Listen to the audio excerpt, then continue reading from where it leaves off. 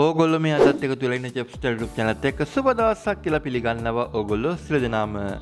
අද මම ඕගොල්ලොත් එක්ක කතා කරන්න යන්නේ 5 course menu එකක් තමයි ඕගොල්ලන්ට අරන් ගලා තියෙන්නේ. ඔයා food trial එකට යනවා නම් ඕගොල්ලෝ දෙන්න ඕන courses වර්ග මොනවද කියලා තමයි මේ වීඩියෝ එක හරහාම කතා කරන්න බලාපොරොත්තු වෙමින් ඉන්නේ. අද මම මේ වීඩියෝ එක හරහා 5 course menu එකක් ඕගොල්ලන්ට explain කරන්න යනවා සහ side dish වර්ග කීපයක් ඕගොල්ලන්ට කියලා දෙන්න නම් මේක හරහා. ඔයා ලෝක කුමන හෝ හොටෙල් එකක ෆුඩ් ට්‍රයල් එකකට ගියත් කිසිම ගැටලුවක් නැහැ. මේ අතරින් කීපයක් ඕගොල්ලෝ දෙන්න අනිවාර්යයෙන්ම ඕගොල්ලෝ ෆුඩ් ට්‍රයල් එකෙන් පාස් වෙනවා. සහ ඕගොල්ලන්ට හොඳ සැලරිය ඩිමාන්ඩ් කරන්න පුළුවන්. මේ වීඩියෝ එක හරහාම ඕගොල්ලන්ට අරන් ගෙන්නේ ඉතාමත්ම සරලව, ඉතාමත්ම ඉක්මනින්, පහසුවෙන්, ලේසියෙන් ඉන්ග්‍රීඩියන්ට්ස් හොයාගන්න පුළුවන් ආකාරයේ මෙනු එකක් තමයි ඔයගොල්ලන්ට අරන් එන්නේ. ඒ නිසා ඔයා ජීවිතේ කවදා හරි හොඳ හොටෙල් එකකට යන්න ඉතින් ඉන්නවා නම් ප්‍රොමෝෂන් එකක් අරගෙන ඕගොල්ලෝ වැඩත් පෙන්වන්න ඕන. මම මේ පොසිෂන් එක ඩිසර්ව් හින්දා තමයි මම ඇප්ලයි කරන්නේ. මේ වගේ මට වැඩ පුළුවන් කියලා ඔප්පු කරන්න ඕගොල්ලන්ට හොඳ අවස්ථාවක් තමයි මේ ෆුඩ් ට්‍රයල් එක කියලා කියන්නේ. ඒක ගොඩ දාගන්න මගෙන් දෙන උපකාරයක් තමයි මේ වීඩියෝ එක. ඔයා මේ වීඩියෝ එක වෙනකම් බලන්න ඕගොල්ලන්ට අදහසක් ගන්න පුළුවන්. මම කොහොමද ෆුඩ් ට්‍රයල් එකට ගිහිල්ලා පාස් වෙන්න වැඩ දාන්නේ කොහොමද කියලාත් ඕගොල්ලන්ට ඉගෙන ගන්න පුළුවන්. හොඳ මෙනු කම්බිනේෂන් එකක් තමයි අද මම ඕගොල්ලන්ට අරන් ගලා තියෙන්නේ. chef educate කරන ලංකාවේ එකම YouTube channel තමයි මේ chef's YouTube channel එක. ඔයා නැගතදී chef කෙනෙක් වෙන්න හිතන් ඉන්නවනම් අනිවාර්යයෙන්ම subscribe කරලා පොඩි සහයෝගයක් දෙන්න. ඔයා මේ වෙලාවේ අපොස සාමාන්‍ය පෙළ එහෙම නැත්නම් අපොස උසස් පෙළ කියන විභාග දෙක ඉවර කරලා ගෙදර කාලේ නාස්ති කර කර ඉන්න ළමෙක්ද? එහෙනම් Universal College of Learning අපේ ආයතනය සමග ඔයාට එකතු වෙන්න ඕන දැන් අවස්ථාව තියෙනවා. සංචාරක ක්ෂේත්‍රයේ අගනා රැකියාව සඳහා ඔබට යොමු වීමට අවස්ථාව ලැබෙන ඒ දැනුම ලබා දෙන අපේ ජාත්‍යන්තර පිළිගත් සහතික සමග ලැබෙන මේ පාඨමාලාව සඳහා ඔබටත් දැන් ඇතුළු වීමේ අවස්ථාව ඔන්න ලැබිලා තියෙනවා. ඉතින් වැඩිදුර තොරතුරු ලබා ගන්න Universal College of Learning එහෙම නැත්නම් UCOL අපි හා එකතු වෙන්න. මම අර වීඩියෝ පටන් ගන්නම කිව්වා වගේ අද මම කතා කරන්න යන්නේ 5 course menu එකක් තමයි ඔයගොල්ලන්ට explain කරන්න යන්නේ. මේ වීඩියෝ එක හරහා මම කතා කරන්න බලාපොරොත්තු වෙනවා.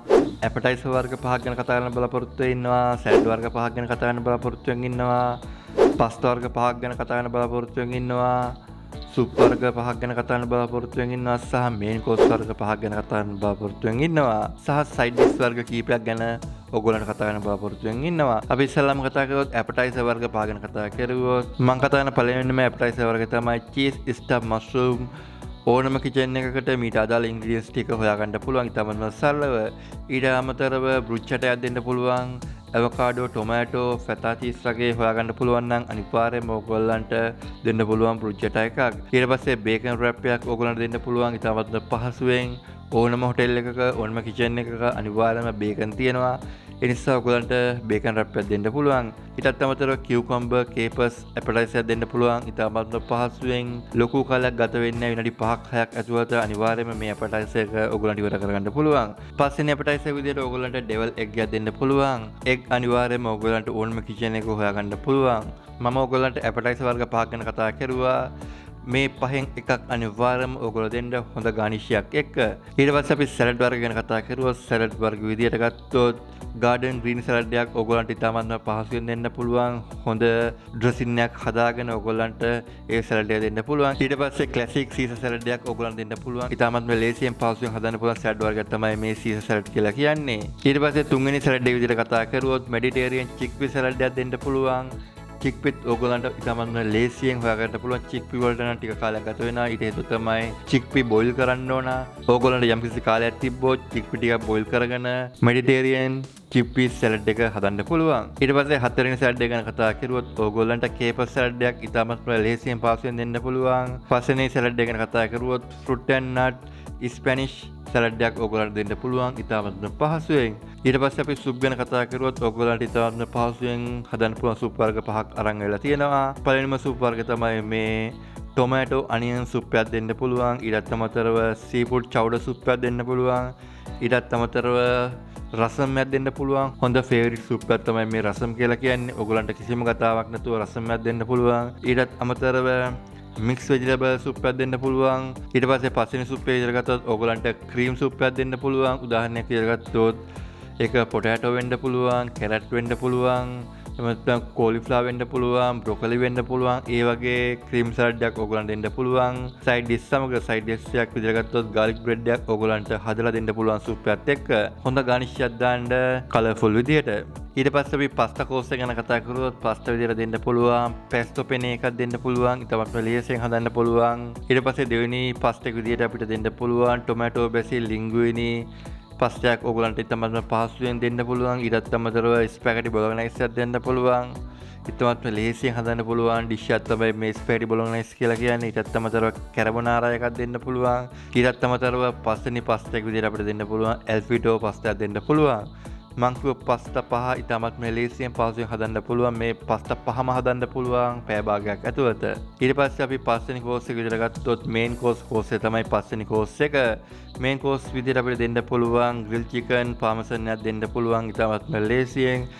ඊටත් අමතරව අපිට දෙන්න පුළුවන් ග්‍රිල් ෆිෂ් එකක් දෙන්න පුළුවන් ලෙමන් බටර් සෝස් එකකුත් එක්ක සහ සයිඩ් ඩිෂ් එකක් එක්ක. ඊටත් අමතරව අපිට බීෆ් ස්ටු එකක් දෙන්න පුළුවන්. එහෙමත් නැත්නම් ස්ට්‍රැගනොෆ් එකක් දෙන්න පුළුවන් අපිට. ඊටත් අමතරව අපිට දෙන්න පුළුවන් චිකන් බ්‍රෙස්ට් එකක් දෙන්න පුළුවන් සෝස් එකක් එක්ක සහ සම් සයිඩ් ඩිෂ් එකක් එක්ක. ඊටත් අමතරව අපිට දෙන්න පුළුවන් බීෆ් ටෙන්ඩර්ලොයින් එකක්. එහෙමත් නැත්නම් බීෆ් රිබයි එකක් වගේ දෙන්න පුළුවන් ග්‍රිල් කරලා සෝස් එකක් සහ සයිඩ් ඩිෂ් එකක් එක්ක.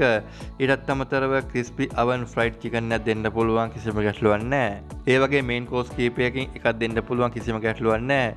සයිඩ් ඩිෂ් එකක් සහ සෝස් එකක් අනිවාර්යයෙන්ම දෙන්න ඕන මේන් කෝස් වලට. ඊට පස්සේ අපි සයිඩ් ඩිෂ් ගැන කතා කරුවා. සයිඩ් ඩිෂ් විදියට අපිට මෑෂ් පොටැටෝ එකක් දෙන්න පුළුවන්, බේක් පොටැටෝ එකක් දෙන්න පුළුවන්, ෆ්‍රෙන්ච් ෆ්‍රයිස් දෙන්න පුළුවන්, ග්‍රිල් වෙජිටබල් දෙන්න පුළුවන්, සෝතේ වෙජිටබල් දෙන්න පුළුවන්. ඊටත් අමතරව ස්ටේක් ෆ්‍රයිස් එකක් දෙන්න පුළුවන්. ඊටත් අමතරව සූප් වලට වගේ garlic bread එකක් දෙන්න පුළුවන්. එහෙමත් නැත්නම් ඔයගොල්ලන්ට ෆ්‍රෙන්ච් ෆ්‍රයිස් එකක් දෙන්න පුළුවන්. මොකක් හරි මේ මේන් කෝස් එකක් අතරට මැච් කරලා ඒ වගේ දේවල් ඕගොල්ලන්ට ඉතාමත් පහසුවෙන් සයිඩ් ඩිෂ් විදියට දෙන්න පුළුවන්.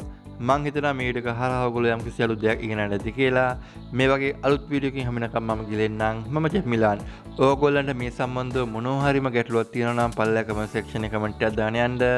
ඩිස්ක්‍රිප්ෂන් එකේ මගේ නම්බරේ තියෙනවා. ඒ නම්බරට කෝල් එකක් දීලා ඕගොල්ලන්ට මීට වඩා එහා දේවල් දැනගන්න ඕන නම් මීට වැඩි ඇඩ්වාන්ස් දේවල් දැනගන්න ඕන නම් ඒ නම්බරට කෝල් එකක් දීලා උපකාරයක් ලබා ගන්න. එහෙනම් මේ වගේ අලුත් වීඩියෝ එකකින් හැමෙනකම් මම ගිලෙන්නම්. මම ජෙමිලාන්.